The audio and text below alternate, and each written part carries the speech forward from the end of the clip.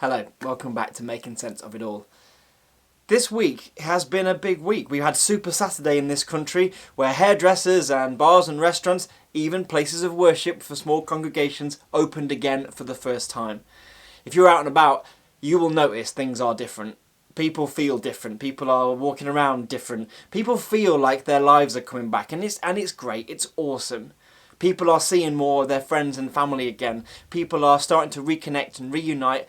And we should and are sharing in that amazing joy that we're starting to move forward. Fantastic.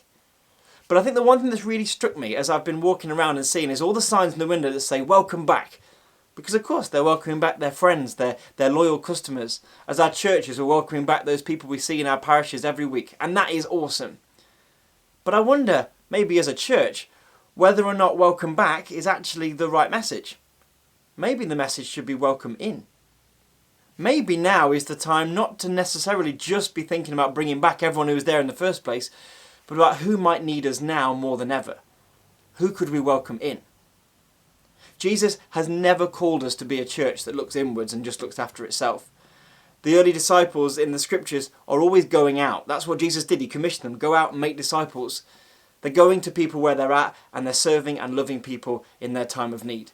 People are now in a time of need, still are. The uncertainties over the economy, jobs, security, even our health as we start to make more and more kind of contact with people again. We're still worried. We still need love in action. We still need faith.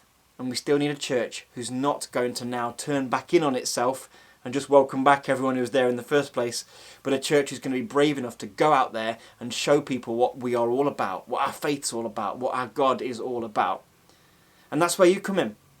If you've been watching any of these videos, you know we've tried to help our faith kind of be part of how we make sense of all of the things that are happening in our world. By looking at scripture, by looking at church teaching, by looking at what Pope Francis has said. If you listen to what Pope Francis says all the time, he says that we have to be a church that goes out, a church that gets its boots dirty. When you talk about working with young people, as we do as a youth service, he says what you need to do is create a popular youth ministry. And what that means is a youth ministry of the people. Not that is just serving the same group of people all the time and just speaking to ourselves. We cannot speak to ourselves. We have to speak to people new, and we have to not just say welcome back, we have to say welcome in. So this week, just think about it. How are you going to keep reaching out? How are you going to keep welcoming people in? Because this new normal can be new growth and new opportunity and new hope for a church, but also new hope for the world. We are needed, our church is needed, this faith that we share is needed more than ever.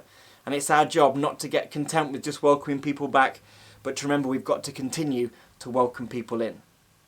We'll see you soon.